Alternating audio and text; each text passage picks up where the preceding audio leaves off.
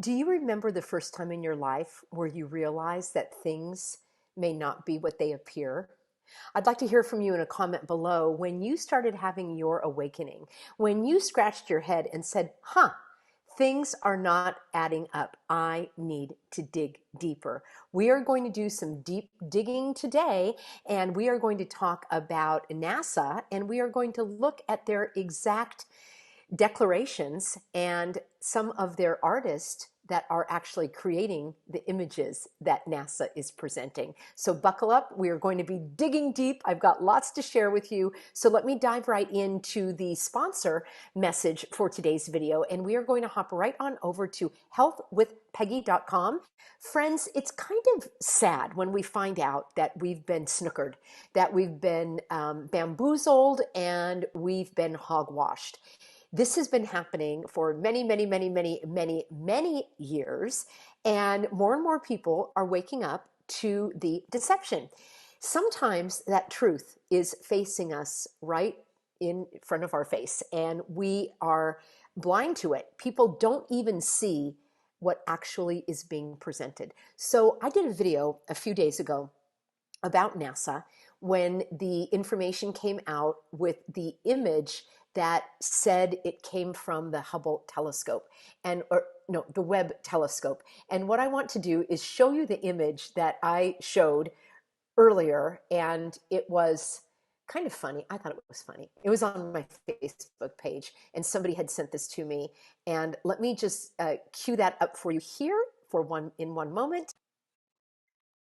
Here we go. We're going to take a look at this image. I thought it was pretty funny. It says 4.6 billion light years away, super, super crisp and clear. And then it said 10 feet away on the security cam. And you lovely, healthy Americans had wonderful responses to this. Some of you tried to justify the difference in the camera and so forth. It was very, very interesting to read. And then I thought this was a really funny. Actually, this is pretty funny. It says NASA just using 80s school photo background like we ain't going to notice. That was kind of funny as well. And I don't even know if this image is true or whether they created this, if they put this picture of this child on top of the Webb image, but it is kind of funny to me. And there are a lot of things that I want to show you in this video related to what NASA themselves are saying. So first of all, we are going to go to this fellow here, Joseph De Pasquale. He is a visualization specialist, a graphic designer, and a web developer. And he says that he is the senior data imaging developer in the Office of Public Outreach at the Space Telescope Science Institute. And then prior to that, he was the science imager for NASA. And it says, if you have ever seen a space image with X-ray data in it, and you know I'm looking at all those X's as well, you've probably seen my work. Having a background in both art and science has given me a unique skill set. I use art and aesthetics to prepare astronomical data for the creation of press quality imagery. And he has his portfolio here. I guess this is supposed to be the stars. And the visualization specialist is his title, or when he was working for NASA. I have worked in data analysis and visualization for the past 15 years. So this is a picture that he created. It's not actually an accurate image. It is an artist rendering. And he's not the only one that does this. There are others. Let me go a little further here. Hang on one second. I'm going to cue this up for you. All right, there is another fellow that is currently one of the multimedia artists for NASA. And let's take a look over here and we'll see what his resume says. We're going to hop right on over to Twitter and let's take a look, shall we? Tim Pyle, his handle here is @TimmyPyle, multimedia producer for NASA and Caltrans missions, former Hollywood animator. All right, are you following me? Yes, it's made up. And he is the creator of the PC game called Dum Dum. Yes. Now, this may be shocking for some of you that believe that these images are coming directly from space and that they haven't been created by artists or enhanced by artists. So we're going to look a little deeper here, and this is on his page. He talks about, here we go. How in the heck did researchers take a picture of the burbling black hole hidden in the center of our galaxy? And then this video shows what happens. And he even says that how they created this image out of multiple different images. And the video itself is kind of funny because I believe that it is there to deceive and confuse people. So that's interesting. I'll have to cover this person someday. This fellow, Tim, is known for, or maybe he's not known, but what he does is he creates images of exoplanets. So let's dig a little deeper, shall we? Here we go. Tim Pyle is a former visual effects animator for Hollywood. His credits include various Nickelodeon shows, Invader Jim, SpongeBob SquarePants, feature films including X-Men, Looney Tunes, science fiction films for which he won an Emmy. He has worked at Caltech IPAC since 2004. He develops artwork and animation for many high-profile NASA missions. Here we go, including the Spitzer Space Telescope, the planet-hunting Kepler Space Telescope, JPL's Exoplanet Division. His work has been featured multiple times on journal, newspaper, and magazine covers. So right here, NASA and the Jet Propulsion Laboratory is telling us that they have an animator, a visual effects animator for Hollywood, creating the animation for these high-profile NASA missions. So this is irrefutable. These are facts. And I know that it can be hard for people that maybe have not been exposed to this kind of truth before and want to live in the sci-fi world of what they're showing you on TV and social media. But the fact of the matter is they're telling us right here plainly. I'm going to queue up a couple of more images here to share with you in just a moment. All right, here we go. I'm going to share my screen again, and we are going to hop on over to NPR. Now, NPR is not some right-wing media outlet. It's actually quite liberal, and this was an article in 2016. And here we have, again, a computer-generated artist rendition illustrator, and it says right here, the artist impression shows a best guess of what the surface of the planet Proxima b, these names are so funny, might look like as it orbits the red dwarf star Proxima Centauri, the closest star to our solar system. Maybe Mars was the model. I don't know if they're trying to mock people who believe this, or they are just I don't know, being a little bit cheeky, but it says when scientists recently announced that they had discovered a new planet orbiting our closest stellar neighbor, Proxima Centauri, they also released an artist conception of the planet. The picture of a craggy canyon illuminated by a reddish-orange sunset looked like an image that could have been taken on Mars by one of NASA's rovers. Oh yes, I'm sure exactly there is a rover on Mars taking pictures, absolutely. Why isn't it on the moon? That's my question. But the alien scene was actually completely made up. They're telling you right here, friends. They are telling you in black and white. It is part of an ever-increasing gallery of images depicting real planets beyond our solar system that, in fact, no one has ever seen. I'm sorry. This is science fiction. How do they know they're real planets if no one has ever seen them? Astronomers detect these planets by looking for how a planet's gravity tugs on its star or how a planet blocks a star's light. Over the last 2 decades, they've used these techniques to detect thousands of planets. I know this is actually a little lighthearted because it's laughable. Creating popular images to show what the planets might look like has become something of a cottage industry. The artists say that this work can drive home the idea that these planets truly exist. But still, some people worry that the public might get the wrong idea. Oh, really? So here are 4 how four artists see Glias 1214b. And of course, they have to give you these sci-fi names. Well, it looks like a bowling ball. This looks like a blue bowling ball. This looks like an orange bowling ball. This looks like a kind of a reddish or coral bowling ball. And this looks like a purple bowling ball, which I guess the hole for the thumb is over here. It's ridiculous, friends. It's laughable. And it is entertainment. All of this is entertainment. It is there to produce, it is produced for you to entertain you. And to entertain means to entrap your mind so you don't spend time thinking about reality. You're thinking about this sci-fi. 4 different artists created 4 different interpretations of Gliese 1214b, a planet 40 light years from Earth that is believed to have a watery surface. It's tricky with computer graphics, says Ray Villard, news director for the Space Telescope Science Institute. You can make stuff in such extraordinary detail, people might think it's real. Friends, come on. People might think we've actually seen these features, canyons, all kinds of lakes and rivers. Of course they think that because that's what you want them to think. And I know right now in the comments you're saying, well, Peggy, the telescopes are so much more accurate now. They're higher tech. Okay. Oh, let's have some proof of that. All right, here we go. Of course, they're going to give us a solar ad. That's a topic for another day.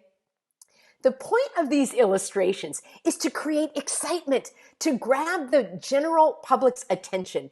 But there is a danger that many people sometimes do mistake some of these illustrations for real photos. Many astronomers actually do see this danger on this kind of illustration because it might create false images on people's minds. Oh, really? You mean like this? You mean like this? And you mean like this? Yes. And there is another funny one as well that I'm going to share with you in just a moment. All right, friends, I wanted to share this image with you as well. Yes, I thought this was really hilarious. Taken from the, granite countertop there. Who knows? Who knows? They are already admitting that these images have been created. Here we go. It's up to writers and captions to explain what the image really is. For us, it's quite the biggest compliment if people do confuse our illustrations for a real image, he jokes. That's very sad. And people are so easily led astray. You can tell by everything that we've been going on for the last couple of years. Artists collaborate with scientists who share what is and isn't known about far-off planets, says Tim Pyle. I showed you that a moment ago, a graphic artist who used to work for Hollywood, doing all the sci-fi, and now he's doing it for NASA. Okay, here's what I want to show you. This is the Tim Pyle and Robert Hurt, who are 2 artists that actually work for NASA. And I'm going to unplug my audio, and I want you to listen to this 1 minute, 25-second video here where they talk about and they joke about creating these images. All right, here we go.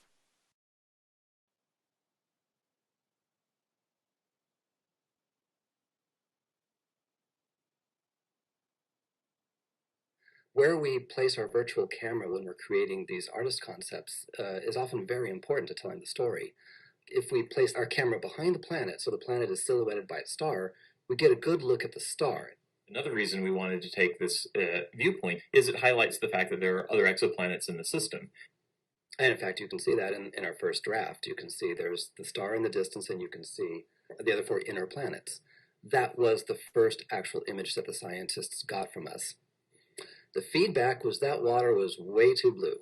Yes, it fell within its habitable zone, but it was barely within the habitable zone of the star. So it was likely to be about as hospitable to human life as Mars is. They asked for more ice on the planet to indicate more water locked up in the form of ice caps. Another thing we did was we actually adjusted the color temperature of the star to reflect color that star would have compared to our own sun. So, and then after, again, several revisions, we finally ended up with the final image. We see this dingy barely lit planet, and you kind of don't want to go there. Instinctively, you're repulsed by it. Well, I want to go there, but Well, okay, you don't want to go there and I don't want to live there, but you don't want to stay more than one night, maybe two. All right, friends, they talk about that they are giving the drafts to the scientist, and it's stunning to me. So they talk about they're creating these images. So why in the world? Yeah, this is all computer generated. This is all sci-fi. All right, let's keep going here. Okay, this is the fellow that I was talking about, Tim Pyle. He's an American filmmaker and animator. What else do I have for you here? The Artist Conception, The Art of Exoplanets, NASA Jet Propulsion Laboratory. This Artist Conception shows what the planetary system may look like based on available data about the planet's diameters, masses, and distances. How do you visualize distant worlds that you can't see? A team of artists uses scientific data to imagine exoplanets and other astrophysical phenomena. All right. I've got so many things here. I've got so many links here, friends, that just goes on and on talking about how they are imagining these things. So why in the world? here's another one. Let me show you this one. I've got lots here. Okay, the one that we just looked at, that Robert Hunt, it says NASA illustrator who hides sci-fi Easter eggs in official images of space. He's a visualization specialist at NASA's Jet Propulsion Laboratory.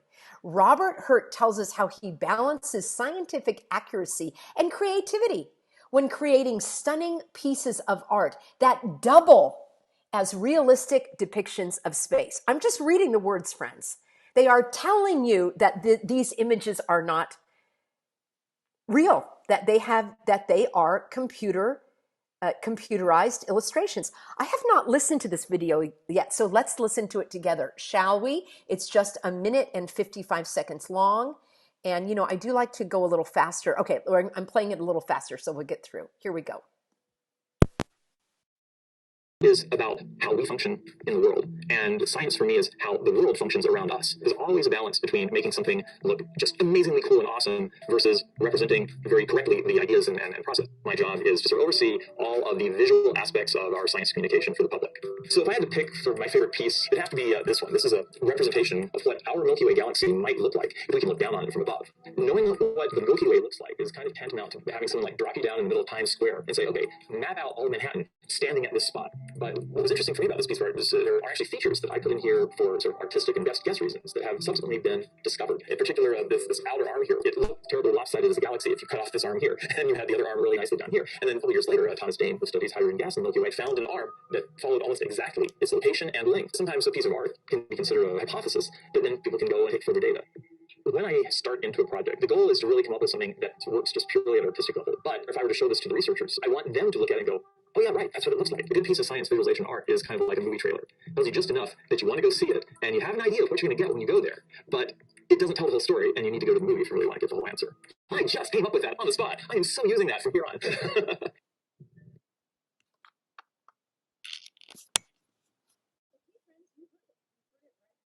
Mouth. He said that he likes to infuse creativity, that he wants to show the scientist what he thinks it could look like. So that plants in my mind a lot of seeds of doubt. So when I see those images that are crystal clear, that are supposedly taken, you know, how many million of lights, like 4.6 billion light years away, which I don't believe that anyway, it plants the seeds of doubt in my mind. How can that be? So I don't think it can be. And I think that is to capture the imagination and to distract people as well. There are a couple of other things that I wanted to show you. So let me just cue this up as we are finishing up. And this was taken from a press conference. And I'm going to show you this image. Let me cue this up, get this ready to go. And this was from, I'm quickly losing light here, so I'm going to be wrapping up shortly. Here we go. The James Webb Space Telescope. Some of you may have seen this very strange, I thought it was strange, press conference. And it was from the White House. And what grabbed me immediately was the honeycomb hexagon shape. And I know that this James Webb Space Telescope, and I don't even know if I'm going to do more videos on this. I think it's clear that you can see that I'm skeptical about all of this. And it talks about the panels that were created, and they were created in this honeycomb shape, and they give us reasons why. I was curious about this honeycomb because I see it again and again and again in different, I see it at different websites, I see it for different company logos, and I'm going to show you in just a moment and let me know if you know in a comment below, what molecular structure is the same as the honeycomb. I think it's very, very interesting that they are pushing this image onto us. So here we go. This is apparently the image that they got back, and I think it's hilarious that it looks exactly like to me, it looks like it was an artist illustration. We just heard from the artist that they do all the illustrations. There's a division at NASA for the public relation images, and that's what it looks like to me. And we just had evidence of exactly that's what they do. And it looks like the countertop of my best friend who has a kitchen counter with that countertop. So here they are in their little images. And of course, there are 6 sides to the hexagon and 3 people. So that looks like 6, 6, 6 to me. And let's keep going. What else do I have here? I might have a couple of funny memes going on. Oh yes, the heat wave is dangerous for gender non-conforming people. Oh my gosh, these are unrelated. I just wanted to show you. Hotter nights increase the risk of death from heart disease. Of course they do, especially if you're in your 60s. There's another X. Of course, they love the X, Latinx inclusion. And I did a whole thing about the X. And think about the word hex, hexagon. And of course, the energy bills are causing heart attacks and strokes, probably blood clots as well. I'm sure that's exactly what's happening. And these are just some funny memes that I have collected thanks to all my lovely healthy Americans sending these to me. Yes, soil can increase the risk of killer heart disease. I'm absolutely sure that happens. What I want to show you now is this. I want to hop right on over to what does a hexagon represent? Well, the hexagon is also like a beehive, right? So I look at the hive mind. And of course, there are a lot of websites and just popular culture is talking about the hive mind and belonging to the hive and the collective. So it is a notional entity consisting of a large number of people who share their knowledge or opinions with one another. It's basically, here you go, in science fiction, which we've just been looking at, a unified consciousness or intelligence formed by a number of alien individuals. The resulting consciousness typically exerting control over its constituent members. So there we are, the hive mind, and they're pushing this beehive imagery. Now let's take a look a little deeper, shall we? Oh, you can just do an internet search for hexagon and you'll see websites. And here is the molecule, graphene oxide. That's right, the graphene oxide the molecular structure consists of carbon, hydrogen, and oxygen. I'm not going to talk about graphene oxide publicly on this channel because it probably will get me a strike. You can let me know in a comment below if you know the significance of graphene oxide in our current day and what people are going through. And wouldn't you know it, it looks just like the Webb telescope, and that looks just like NASA's depiction with all of that hexagonal shape. And here we go. Some time ago, when the cooties cure first came out, there was this map, not this one, but similar to this, which is very strange because the states are in the wrong place. It's very weird, but they are doing this kind of depiction, and they were showing the percentage of people that had gotten the cooties cure by state. And I'm looking at it going, this is so weird that the states are not in the right location.